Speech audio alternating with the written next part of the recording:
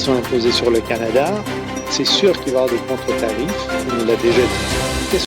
Ici, nous sommes le 11 février 2025. Nous sommes dans le canton de Russell. Nous allons interviewer Monsieur Mike Tarnowski, le maire du canton de Russell. Merci Kalonji Mukendi de la Radio Mawija, ici à Ottawa.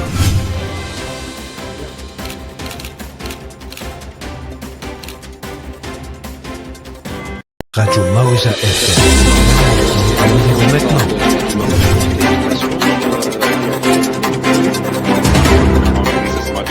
Radio Mawija FM. Pour rien manquer, abonnez-vous maintenant. Bonjour, bienvenue sur la Radio Mawija FM. Nous sommes très heureux de vous recevoir encore une fois de plus sur National News.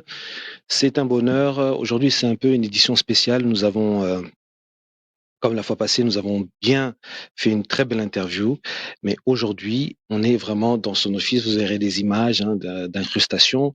On est vraiment dans la grande salle là où se prennent toutes les décisions du canton de Russell.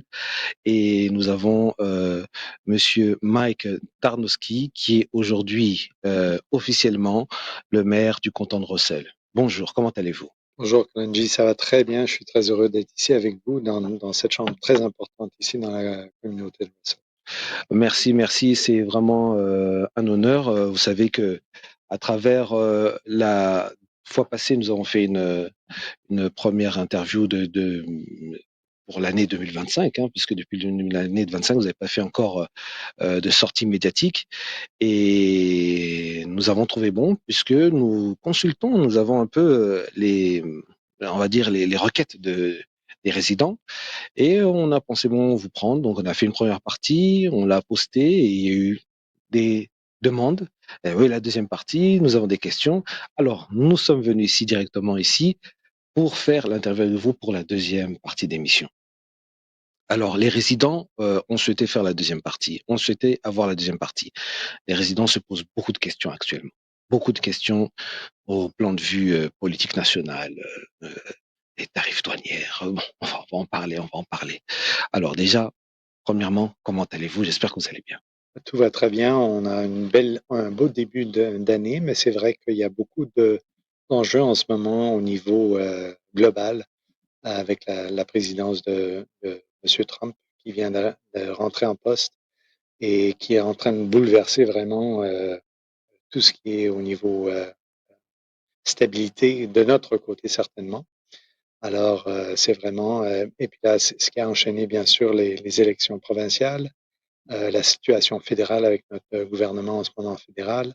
Alors, il y a beaucoup d'inconnus et c'est sûr que ça suscite beaucoup de questions et certainement du stress. Ouais. Oui, certainement. Alors, on va revenir un peu sur le bilan, le bilan du plan stratégique de 2023-2026. 22-26, ouais. 22-26, oui, 2022-2026. Alors, là, on voudrait, la fois passée, vous nous avez exposé un peu le bilan et on avait terminé l'interview. Maintenant, on voudrait avoir le bilan. Qu'est-ce qui a été fait, qu'est-ce qui a été réussi, qu'est-ce qui n'a pas été accompli, quelles ont été vos difficultés? À vous. On s'entend qu'Alonji, c'est un plan stratégique 22-26, alors on ne s'attend pas que tout soit déjà terminé. Oui. Par contre, je peux vous dire, alors notre plan stratégique est sur 6 piliers très importants, qui est très important pour le Conseil. Premièrement, leadership audacieux.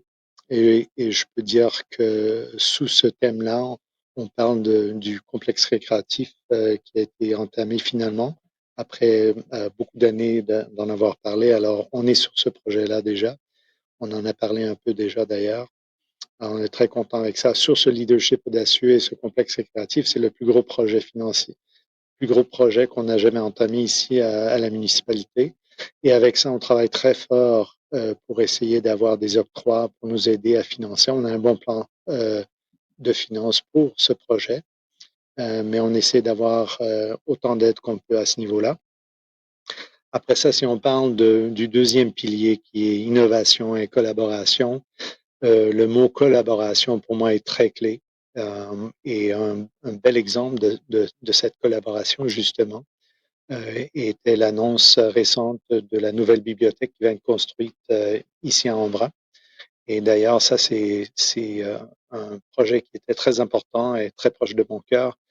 J'ai été président des bibliothèques ici à Russell auparavant et et on a toujours voulu avoir justement une bibliothèque euh, pour la communauté ici. On en avait une dans le temps, mais elle s'est fait enlever. On est dans une école comme telle. Alors, en parlant de collaboration, on a justement entamé un projet avec la coopérative d'Embrun, avec la bibliothèque et la municipalité pour construire une bibliothèque qui va ouvrir ses portes en 2026 dans le centre du village d'Embrun, ce qui est vraiment absolument formidable, qui n'aurait pas été possible justement sans cette collaboration. Alors, on va beaucoup d'avant au niveau innovation, trouver des nouvelles idées, de nouvelles approches sur des projets. Alors, c'est très bon de ce côté-là, on avance bien. La planification à long terme et durable, c'est sûr que l'autre aspect de notre plan stratégique, c'est vraiment de pas juste penser à qu'est-ce qu'on fait aujourd'hui jusqu'à 2026 pour bien paraître devant nos résidents, mais vraiment prendre des bonnes décisions et des fois, parfois, des décisions difficiles pour s'assurer que nos résidents dans le futur, nos enfants maintenant qui vont vivre ici, vont avoir une communauté qui est durable, qui est financièrement en bonne position. Et on a fait beaucoup de démarches à ce niveau-là. On a un projet en anglais, on dit asset management, où ce qu'on met vraiment l'argent de côté quand on achète disons, un nouveau camion de pompier ou quoi que ce soit. On met déjà l'argent de côté à chaque année pour le remplacer en 10, 15, 20 ans quand il viendra le temps. Alors ça, c'est sur tous nos projets, sur les routes, la tuyauterie, l'infrastructure, quoi que ce soit, quand il y a du nouveau qui rentre, déjà, on commence à mettre l'argent de côté pour le futur, pour s'assurer qu'on n'est pas pris ou qu'on ne laisse pas ces problèmes avec nos futurs résidents. Alors, c'est très important. Mhm. Après ça, on parle de développement durable, caractère communautaire. C'est sûr que à ce niveau-là, on est très fiers. On a des super belles organisations dans la communauté. Alors, on travaille très proche avec eux. On essaye justement, on a un nouveau poste qui a commencé d'ailleurs déjà. Alors, on a développement économique. On a un officier qui s'occupe du développement économique, mais maintenant, on a une personne qui s'occupe du développement euh, communautaire aussi. Alors, Mhm. ça, c'est très important pour nous. On il y a beaucoup des résidents d'ici qui sont ici depuis de longues années et le sentiment d'appartenance, le sentiment de communauté est très, très important pour eux. Et c'est sûr qu'on grossit, on a plus de résidents, alors on veut maintenir ce sentiment d'appartenance, pas juste pour nos familles qui sont d'ici, mais aussi pour les nouveaux arrivés. Et alors la municipalité prend ça à cœur et va travailler très fort à ce niveau-là. Et justement, ce nouveau poste va essayer de faciliter, de travailler avec les organismes locaux pour s'assurer qu'on continue à avoir Mhm. ce sentiment d'appartenance, de small community feel, comme on dit en anglais. Mhm. D'accord. Alors, euh, il y a une question qui me vient comme ça, puisque maintenant, on voit que la ville se métamorphose. Alors, qu'est-ce qu'on doit penser? Est-ce qu'on doit penser à une vision urbaine ou une vision rurale, garder ce côté rural et garder ce côté rural, en même temps le développer? Où est-ce qu'on y va? Où est-ce qu'on va? C'est une très bonne question. Alors c'est vraiment une question sur laquelle on travaille depuis assez longtemps, la planification. C'est sûr qu'on peut pas On peut pas se le nier, on grossit en tant que village, Mhm. ici en Ouais. Brun, Marionville, Russell, Limoges, sur tous ces petits villages, si vous voulez, qui grossissent, je sais, de 2018 à 2022, on parle d'un 18%. On est rendu, si je compare à 2018 encore, on est rendu dans le 20, au-dessus de 20% d'augmentation Wow. de résidents. Wow. Et on le voit tous, on le voit dans le trafic sur les rues principales. Mhm. On le voit au niveau on va au magasin, dans le temps, on allait faire les épiceries et on partait pour je sais pas, deux, trois choses dans son panier, mais on commençait à jaser avec tout le monde et on restait au magasin deux, trois heures. Et maintenant, il y a beaucoup plus de gens qu'on ne connaît Ouais. pas nécessairement. Mhm. Alors, c'est sûr que c'est un questionnement qui se fait en ce moment euh, à la table du conseil. Mhm. Et on essaye justement de développer ça à une certaine vitesse. C'est sûr que on développe. Les gens qui arrivent veulent des services, veulent leur piscine intérieure, veulent les patinoires, ainsi de suite. Et Mhm. c'est pour ça qu'il y a le développement. Ouais, ouais. C'est de trouver la juste balance. Alors, c'est quelque chose sur lequel on se penche beaucoup. Mais en ce moment, on essaye de vraiment s'assurer qu'on a vraiment un développement qui s'assure de garder comme je vous ai dit tantôt, le small town feel. Parce Ok. qu'on est très fiers de ça. Moi, je suis venu ici à Embrun justement pour ça et on veut pas le perdre. D'accord, mais comment faire pour ne pas le perdre, pour le conserver? C'est là, on veut savoir le secret. Ça, c'est Puisque, comme le secret de la caramel. Je peux pas vous donner ça, là.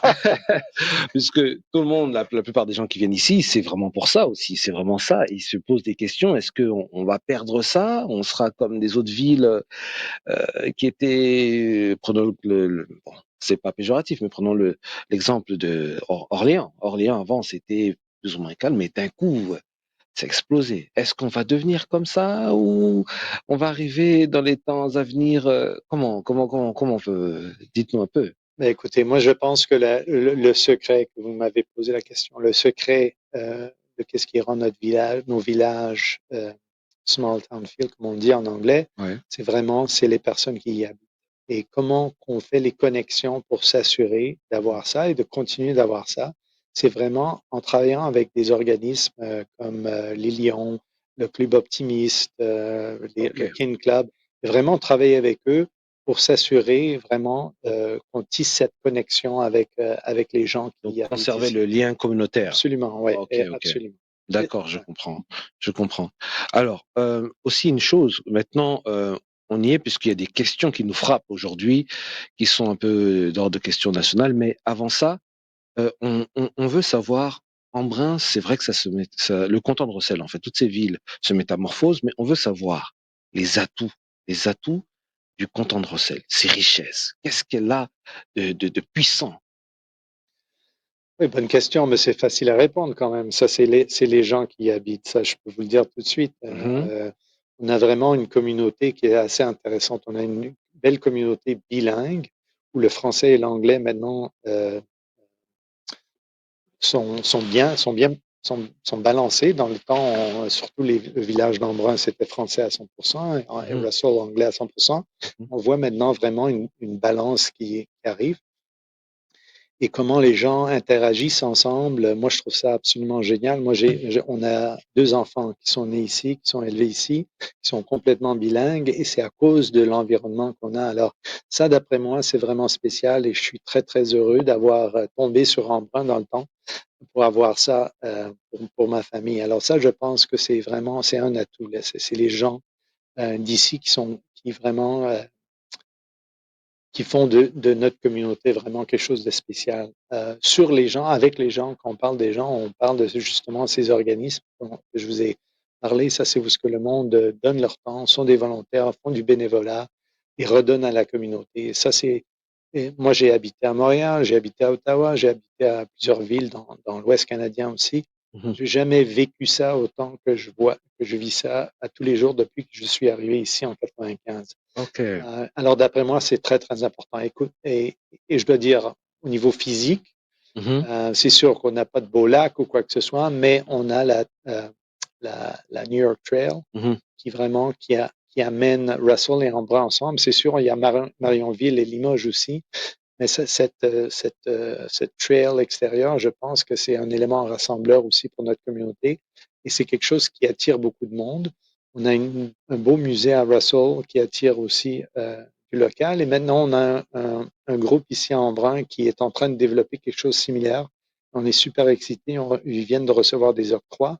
Alors l'ancienne gare de train va se Oui, oui. faire redévelopper et on parle éventuellement un musée ou quoi que ce soit. Alors Ah, c'est fort, ça. ça, pour moi, c'est important, hein, parce que là, on se rappelle de la richesse de l'histoire. C'est Et c'est ça un exactement, bien patrimoine dit, oui, historique, oui. exactement. Mais maintenant, quand je parle de richesse, maintenant, au niveau des, comment on appelle ça, des produits, par exemple, je sais pas moi, qu'est-ce qu'elle produit à part ça? On sait qu'il y a des agriculteurs ici, il y a des fermiers.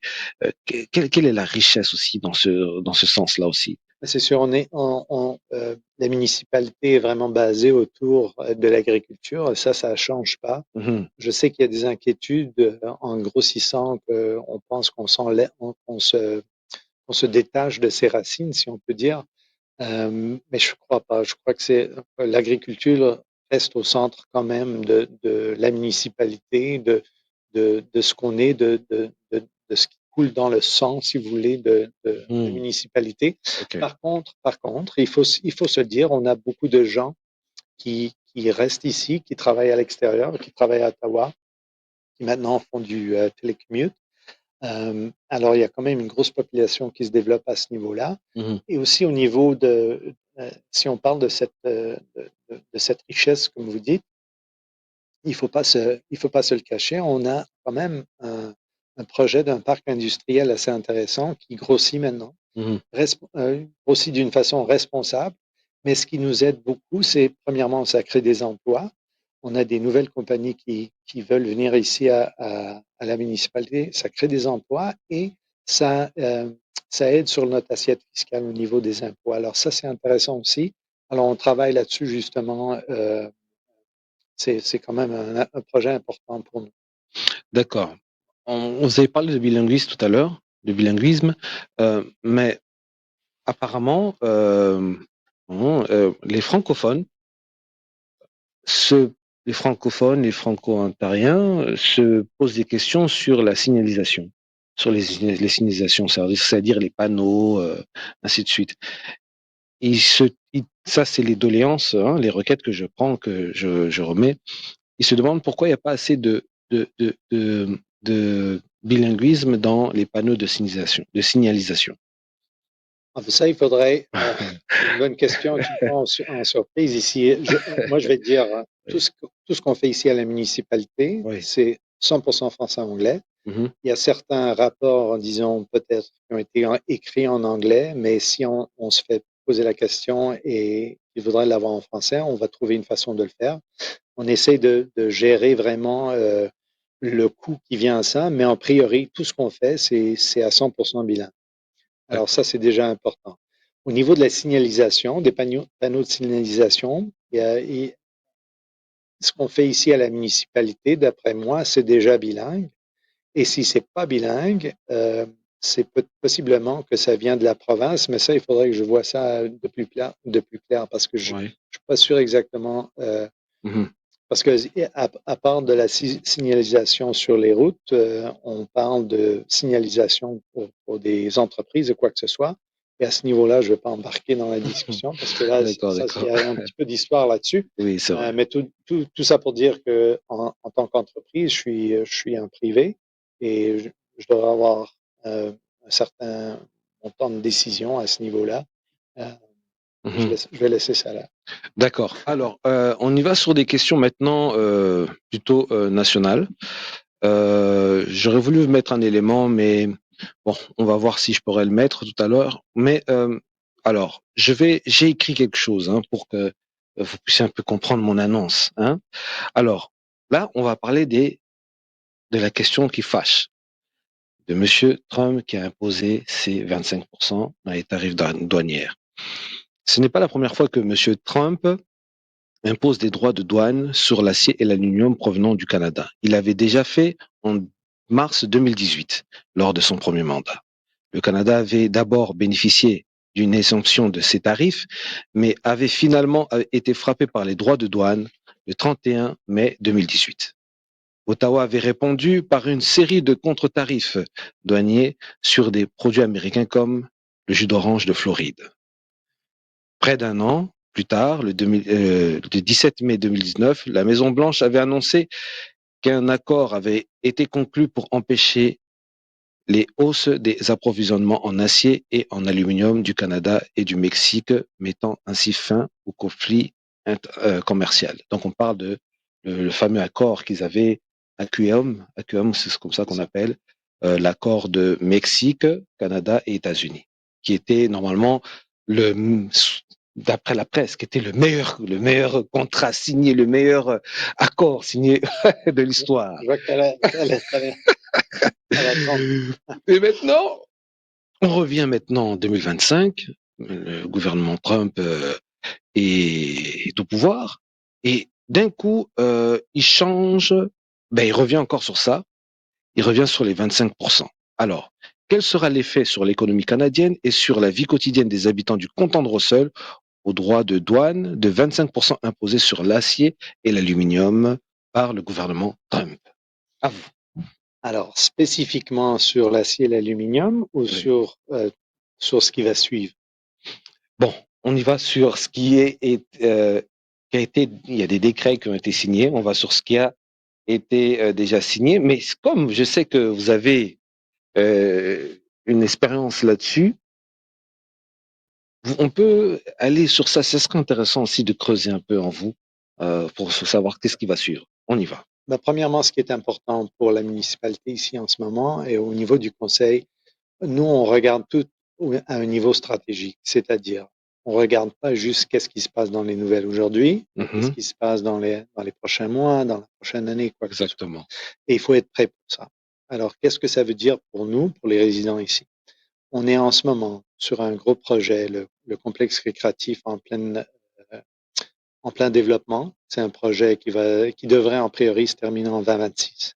Alors, des tarifications sur l'acier et l'aluminium euh, qui s'en va vers les États-Unis, ça veut dire quoi? Les producteurs ici au Canada vont possiblement perdre des ventes aux États-Unis. Alors possiblement, ça veut dire qu'il va y avoir plus d'opportunités ou possiblement des prix qui vont baisser, on ne sait pas. Mais Oui. c'est une possibilité qui peut être positive. On peut regarder à ce niveau-là positif. Mais sur le supply chain, je ne sais pas comment on dit en français supply chain, on sait aussi que Mhm, aussitôt qu'on a des tarifs et après ça, on va avoir des contre-tarifs, c'est sûr et certain. Euh, ça va compliquer, euh, ça va compliquer n'importe quel projet qu'on a en ce moment. mhm, Pas juste au niveau d'augmenter le coût de ces projets-là, mais vraiment on parle de possiblement d'être en mesure d'avoir les matériaux qu'on a besoin justement pour ces projets-là. Alors le conseil vraiment se penche sur nos projets capitaux, mhm. le complexe étant le plus gros qu'on ait jamais entamé ici dans la municipalité. Et Ok. on est en train d'analyser les possibilités, qu'est-ce que ça représente sur le positif, sur le négatif, à long terme, à court terme. Vous avez dit tantôt justement la dernière fois que Trump avait fait les tarifs, ça a duré juste un an. Ouais. Il était au pouvoir pendant 4 ans. Alors on ne sait pas, on sait avec lui, on ne sait jamais quoi, qu'est-ce qui va se Et passer. imprévisible. Ouais, Oui. absolument. Alors, Oui. mais en ce moment, on est en train de faire des plans pour regarder toutes les options. L'autre chose qu'on doit se dire, c'est que si il y a des tarifs qui sont imposés sur le Canada, c'est sûr qu'il va y avoir des contre-tarifs. On nous l'a déjà dit. Qu'est-ce que ça signifie pour le Canada, des contre-tarifs? Des contre-tarifs vont dire que des produits qui arrivent des États-Unis, qui vont continuer à arriver des États-Unis, vont maintenant permettre au gouvernement fédéral de ramasser des revenus supplémentaires qui ne pensait pas ramasser. Alors, les Mhm. tarifs, c'est des revenus pour le gouvernement fédéral. Ok. Alors, à ce niveau-là, je sais que nous, en tant que municipalité, on commence à planifier c'est quoi l'astuce ou la stratégie pour aller chercher de ces revenus-là pour éliminer ou du moins minimiser le négatif qui va venir de ces tarification. D'accord, d'accord, d'accord. Donc, mais si, puisque, comment je pourrais dire, le Canada euh, doit répondre par des contre-tarifs. Est-ce qu'elle doit elle doit viser des produits phares, comme ils l'ont fait avant avec le jus d'orange? Est-ce qu'elle doit pas, comment elle va tarifer vraiment exactement, puisque il semble lui dire que, par exemple, pour l'acier et l'aluminium, il compte lui-même produire. Est-ce qu'il n'a pas déjà préparé tout un tableau précis avant de... je pense qu'il s'en doutait que nous allons répliquer. Alors, on a du mal à comprendre. On a du mal à comprendre dans son fourre-tout, là, on comprend pas. Là, écoutez, là, je vais être dans la tête de M. Trump, c'est impossible. Je pense que ses propres personnes qui travaillent à ses côtés ne savent pas exactement Oui, oui, oui. du jour au jour c'est quoi ses planifications. Alors, euh, moi, écoutez, ce qu'on fait de notre côté, c'est qu'on essaie de regarder toutes les possibilités que Mhm, ça va entamer et d'essayer d'avoir des plans ou des préparations pour gérer ces situations. mhm, Euh, j'ai aucune idée qu'est-ce que l'autre aspect qu'il faut se dire honnêtement, c'est il est où notre gouvernement fédéral en ce moment? mhm. Oui. Quelle est sa position? C'est sûr que M. Trudeau a répliqué. Mhm, On est en élection provinciale, on va être en élection fédérale éventuellement. mhm. Alors, on n'est pas très stable en ce Stable moment en ce pour moment. gérer la situation. Alors ça fait peur, c'est sûr. C'est très bien d'aller sur ça, parce qu'on va sur ma question, en fait. Cette menace de 25% suscite une résurgence du nationalisme ou du patriotisme canadien concernant la manière dont nous devrons consommer nos produits canadiens. Devrait-on faciliter le commerce libre, le libre-échange entre les provinces, malgré les lois commerciales? J'ai posé deux questions. Si vous voulez que Oui. je répète. Ben, Voilà. regardez, moi je vais vous dire, en parlant de l'échange entre les provinces, Mhm. je ne comprends pas que on a en ce moment des problèmes à ce niveau-là. Ça, c'est, d'après moi, ça me dépasse. On aurait dû déjà être prêt à ce niveau-là. Oui, oui. Et pour avoir un libre-échange facile entre les provinces. C'est sûr qu'il doit y avoir des limites parce que, écoutez, juste ici en Ontario, si je compare l'Ontario et le Québec, euh, en comparant, je ne sais pas moi, le vin, disons. Mhm. Le vin est un petit peu moins cher ici en Ontario qu'il est au Québec. Oui. Mhm. Et c'est sûr qu'ils doivent protéger leur production, si vous voulez, ou leurs produits. Alors, il y a une certaine protection qui doit être là. Alors, des fois, il y a du raisonnement pour avoir euh, des tarifs entre provinces ou des restrictions entre provinces. Mhm. Mais on devrait avoir un système assez facile où on peut réduire, simplifier cet échange entre provinces quand on fait face à des situations comme on fait en ce moment. Mhm. Euh, mais absolument. Mais c'est pas aussi simple que de dire que ça devrait être Oui. juste complètement libre. Mhm. Il y a des réalités, il y a des producteurs locaux qu'on veut encourager ici. Alors Hmm. ça, il faut le savoir. Mais on arrive à une époque où ça urge, Ben absolument, ça urge. absolument, absolument. Alors, est-ce que c'est pas un mal pour un bien aussi, puisque ça réveille aussi le nationalisme canadien? On voit des publicités où les gens commencent à dire que consommer canadien, consommer, par exemple, le beurre de, tu vois, on voit beaucoup de choses comme ça. Est-ce que c'est pas aussi un mal pour un bien, et pour la génération future qui est en train de voir aussi ça, qui commence à peut-être à comprendre et se dit, mais oui, mais est-ce que c'est pas aussi un mal pour un bien? Oui, c'est sûr, parce que ça va encourager le développement économique à ce niveau-ci. Mais il faut se dire aussi, c'est que la, ta- la tarification comme ça, c'est sûr que ça va pousser le nationalisme, mais en même temps, va-t-elle durer? Mhm. Et parce que pour établir des nouvelles industries ou pour se renforcer sur certains niveaux, Oui, c'est quand même, ça se fait pas d'un jour à l'autre. oui, c'est ça. Oui, Alors c'est ça. ça c'est important. Mhm. Il faut aussi dire que je pense, et ça il faudrait vérifier parce que j'ai pas ça, j'ai pas une mémoire pas téléphonique, mais télégraphique. Oui. Mais il faut se dire aussi, je sais qu'au Canada, on a imposé des tarifications, disons, sur la Chine de 25% à quoi que ce soit, sur d'autres projets. Et c'est quand même fait, c'est quand même une approche qui est faite pour essayer de supporter ça. Mais écoutez, il n'y a rien de mal au nationalisme de dire de vouloir acheter canadien. Nous, ici dans la municipalité même, on encourage d'acheter local ici dans notre municipalité. Oui, Alors, oui, à une plus grande échelle, c'est que logique exactement. de Ouais. faire ça. Oui, absolument. Alors, là, je reviens encore un peu plus sur le, le fameux accord, l'ACUM. J'ai du mal à le dire, l'ACUM, mais l'ACUM, on va le dire comme ça, vous m'excuserez si je me trompe, mais voilà. Cet accord, ce fameux accord Mexique, États-Unis euh, et Canada, est-ce que on doit renoncer à ça et se dire que les échanges entre les États-Unis et le Canada ne sera plus jamais comme avant? Déjà se mettre dans cette réalité-là. Est-ce qu'il faudrait faire ça? Et devrait-on faciliter le libre commerce? Non, devrait-on faciliter ou établir des nouveaux partenariats avec l'Europe? On a vu Trudeau qui est parti au partenariat, voir Monsieur Macron. On parle de l'intelligence artificielle en French, on parle de beaucoup de choses. On doit repenser notre façon de faire le commerce par rapport à ce qu'on vient de voir. On parle de commerce en ce moment, mais je pense que lien économique, Mhm, lien au niveau de protection, si vous voulez, à ce niveau-là, il faut toujours regarder les alliances qui sont possibles, où ça peut bénéficier nos résidents, c'est sûr et certain.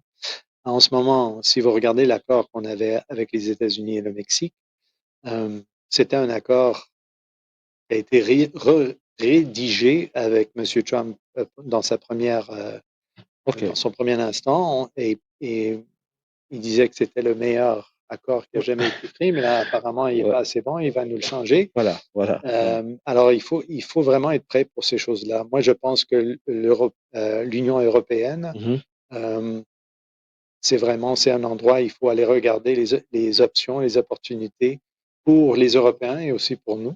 mhm, C'est sûr que maintenant, avec le transport et le supply chain qui est encore meilleur qu'il était avant, mhm. je pense qu'il y a des possibilités d'améliorer, d'avoir des ouvertures à ce niveau-là, c'est sûr et certain. D'accord. Alors, maintenant, on va parler sur un autre point qui que moi j'ai remarqué personnellement qui te touche réellement, c'est l'écologie.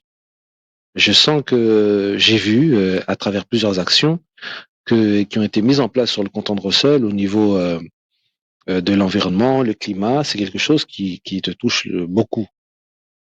Euh, alors, on voit actuellement que la reprise sidérurgique, l'acier, l'aluminium, on reparle de toutes ces choses-là.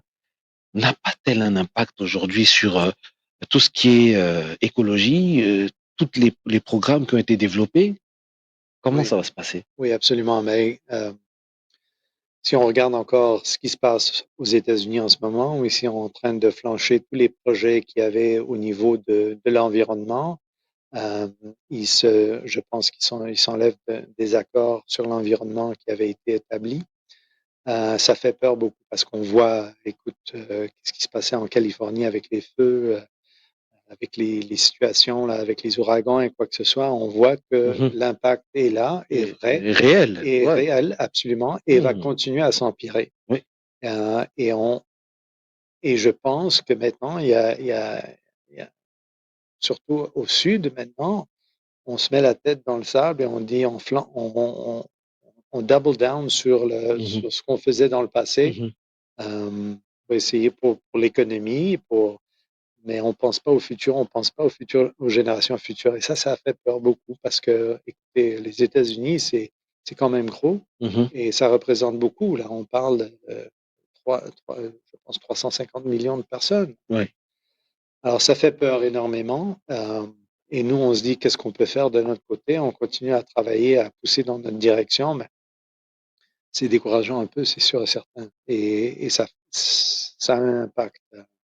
Très Ça fort. fait peur, absolument, absolument. Ça serait bien que, si c'est possible, vous adressez à la nation, surtout la nation canadienne et la nation aussi, les résidents du canton de Russell, qui ont posé cette question, qui ont vraiment posé cette question. Si vous pouvez dire un mot pour les rassurer, un petit mot. Excusez-moi, à chaque fois je le prends en surprise, donc comprenez, comprenez, comprenez-moi. Voilà.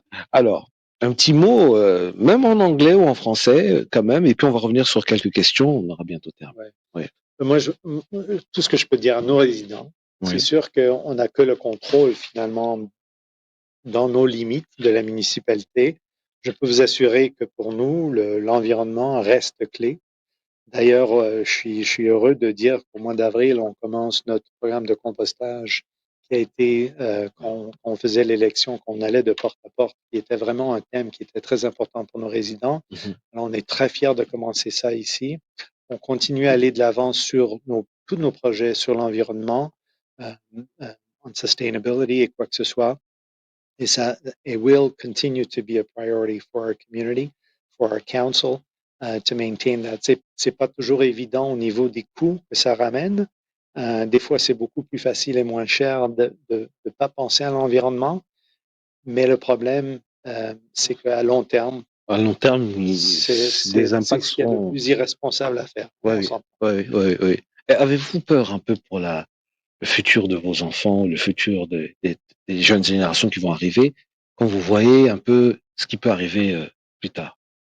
Je pense qu'on est résilient. Le human nature is to be resilient. Mhm. Alors, on est résilient. Alors, je suis encouragé de savoir quoi qui va nous arriver. On va trouver des réponses et être capable de travailler avec ça. Mais en tant qu'humain sur cette planète, euh, c'est pas que j'ai peur, mais je me sens terrible pour dire que si on ne fait pas d'action, on est en Inquiet. train d'impacter Oui, pas juste mes enfants, mais les enfants de leurs enfants et quoi que ce soit. exactement. Et Mhm. comment, en bon québécois, on dit ça m'écoeure. Mhm, mhm. Et j'aimerais ça qu'on s'assure on fait ce qu'on peut avec ce qu'on a, avec le temps qui nous reste. Oui, oui, oui, c'est vrai, c'est vrai, c'est vrai. Alors, merci en tout cas pour avoir parlé, cher résident. N'oubliez pas, vous pouvez nous contacter, nous sommes ouverts, la radio est ouverte. Monsieur aussi, Mike Tarnowski, qui est le maire de la municipalité de Russell ici, ils ont, vous avez un coin où sur votre site internet, les gens peuvent vous écrire et Absolument, voilà. absolument. D'ailleurs, le conseil au complet est complètement disponible. On est toujours prêt à écouter nos résidents. On est très fiers justement de notre accessibilité, de pouvoir vraiment connecter avec tout le monde quand D'accord. on peut. On aime bien l'engagement, absolument. Super, super. Alors, on a parlé un peu du bilinguisme tout à l'heure. Maintenant, on va parler de la culture franco-ontarienne. Euh, est-ce que, est-ce qu'elle s'éteint ou elle va encore continuer à aller de l'avant? C'est une bonne question. Ici à Embrun, on peut se dire, ben, il y a plus d'anglais qu'il y avait avant. Mhm. Mais en même temps, à Russell, il y a beaucoup plus de français qu'on C'est avait vrai, avant. c'est vrai, c'est vrai. Alors moi, je pense, de mon côté, je vois ça que la culture franco-ontarienne, Mhm. elle est très solide et elle est reconnue maintenant plus que jamais. Moi, je dois dire et j'avoue, en tant que Montréalais qui est arrivé ici en 95, Mhm. je dois dire avec honte même, que je savais pas qu'il y avait du monde français en Ontario. Oui, oui, oui. C'est vrai que tout le monde les gens le savent pas, hein. C'est vrai que c'est une réalité. Mais qu'est-ce qu'il faut faire pour révolutionner ça? Puisque c'est par l'art ou je sais pas, le sport, la cuisine ou quelque chose comme ça qu'on développe une culture. Qu'est-ce qui manque pour que la culture franco-ontarienne soit vraiment vulgarisée? Ben, écoute, moi, j'en reviens avec les questions que tu m'as posées dans le passé. C'est les gens Mhm, qui font de ça. Alors, c'est les gens qui vont développer l'art et la culture. Alors, ça revient aux gens. On parle de la francophonie ici. mhm. Ça a commencé, tu sais, en quelle année? Si la franco-ontarien, le drapeau franco-ontarien a commencé en quelle année? Non, non, je Ah, sais tu pas, sais pas? je sais pas, attends, j'ai peur de dire, C'est moi qui te dis. j'ai peur de, il m'a eu, j'ai peur de dire une erreur. Ah, Mais écoute, ce drapeau est là depuis, moi je ne veux pas dire la date non plus parce que là moi je oh là, oh m'inquiète. là, oh là. C'est tout Donc on ça est pour dire deux. que c'était dans les années, je Ouais, pense, 70, je ne veux pas le dire trop fort, ouais, ouais. mais déjà c'est beaucoup d'années Mhm. et à la dernière cérémonie de la francophonie, Oui, ici à Embrun, j'étais à l'église, l'église était complètement pleine pleine, oui, oui, c'est vrai, de jeunes étudiants, c'est vrai. de résidents qui Mhm, sont venus célébrer. mhm, Et vraiment, c'était une journée absolument formidable. Et on a un monument dédié ici à Embrun à la francophonie. Alors, moi, je peux te dire euh, en tant que franco-ontarien maintenant, de longue date, mhm. mais en tant que jeune né au Québec, moi, je suis très fier de voir cette francophonie se développer. Ok. Et elle continue à se développer. Et Mhm. je pense qu'avec le temps, cette culture va se renforcer absolument. Et les gens francophones qui nous écoutent, c'est du monde passionné, on s'entend, Mhm. et ils vont pas laisser tomber cette francophonie. C'est ça. Moi, je pense que c'est dans le sang. C'est dans le sang et je suis pas inquiet. Alors c'est super, hein, on va revenir un peu à nous hein, pour détendre l'atmosphère. Voici Monsieur Mike Tarnowski, vous le voyez. Ça c'est la municipalité, là on se trouve actuellement. Une petite image hein, de quand il a eu à être intronisé maire, c'est comme ça qu'on dit, intronisé intronisé, ouais c'est le mot, c'est le En mot en fait. français, Ouais. en français, ouais, ben là j'oublie là. D'accord, C'est d'accord. au mois de juin, ça? C'est au mois de juin, je pense. C'était mai, 29 mai, ouais. au mois de mai, ouais. Alors voici quelques petites images et puis on va revenir pour le mot de la fin. À tout à l'heure. Roll call, members of council are here and accounted for. And we will start, Madame Camide, with the mayor's declaration of office and oath of allegiance. And I actually said it right this time.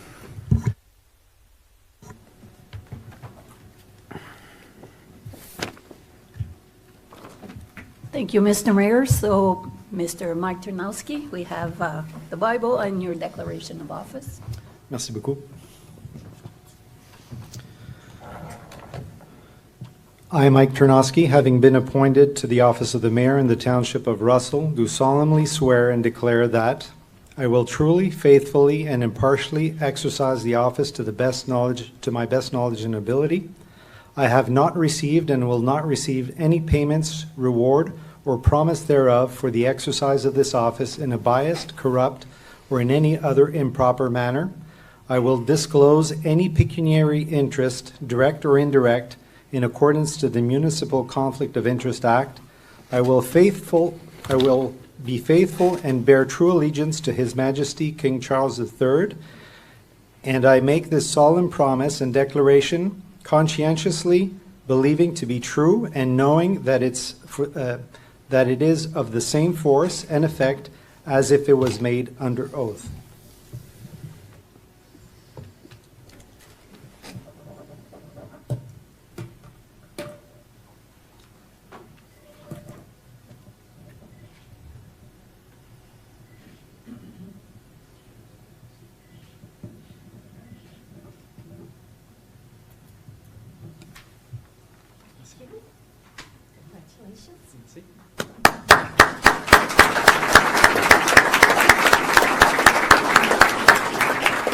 J'aimerais aussi dire un gros merci à Joanne. She did put where to sign. She put a little sticky note because I was a little nervous there.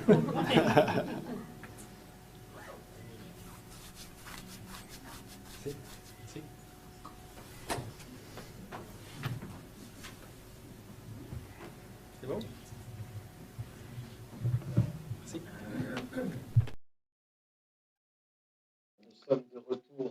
Voilà, nous sommes de retour sur le plateau. Vous avez vu quelques images.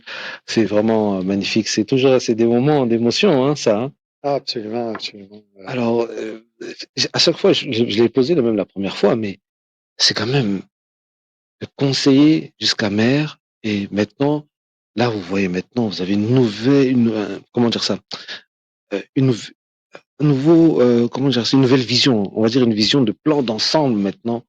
Tout repose sur vous. C'est pas évident.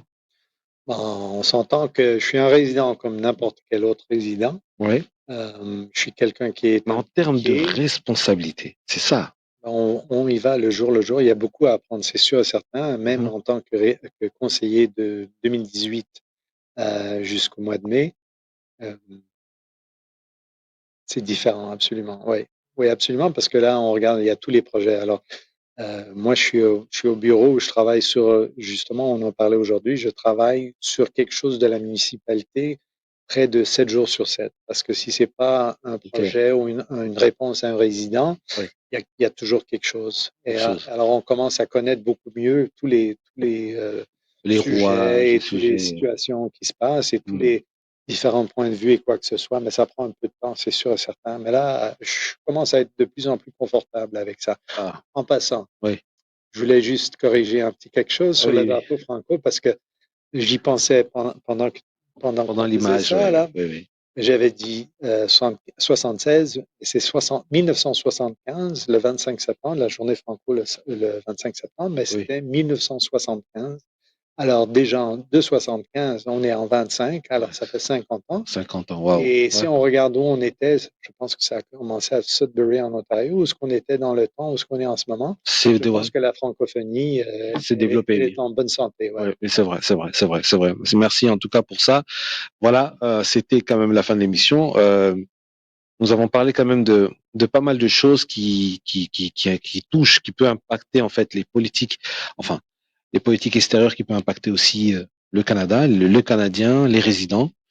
C'était très important. Il a pu répondre. On essaie de voir un peu comment ça va se passer dans les jours à venir. On a parlé du nationalisme, du patriotisme, comment consommer nos produits canadiens et qu'est-ce qui va se passer. Peut-être que un jour on devra peut-être skipper Amazon, tous les trucs. On sait pas. On sait pas. Il faudra penser maintenant à avoir une nouvelle façon de réfléchir. Donc créer nos propres YouTube, créer bon non. Donc on voit que maintenant il y aurait une nouvelle façon de penser. Beaucoup de choses vont changer. Et dans ce cadre d'émission, nous sommes là pour voilà, pour essayer d'en parler. En tout cas, Monsieur Mike Tarnowski, merci. Et comme je veux dire, un dernier mot pour les résidents. Ouais. Un gros merci à toi pour faire ce que tu fais justement sur la passion que tu as amené la conversation au public. C'est bien apprécié, c'est très, très important d'ailleurs Merci. pour avoir ce discours-là justement. Et toujours un plaisir avec nos résidents et résidentes. On est très fiers. Impliquez-vous. C'est notre communauté, c'est où ce qu'on vit, où ce qu'on élève nos enfants. C'est important de s'attarder sur ce qui se passe dans notre région. Et on est très fiers d'être ici et servir pour vous, nos résidents. Bonne journée. Merci et on se dit à la prochaine fois. N'oubliez pas, participez au conseil, venez. Ne soyez pas timide, venez participer au conseil, à la vie communautaire du canton de Russell. Au revoir et on se dit à la prochaine. Bye. Radio Mausa FM.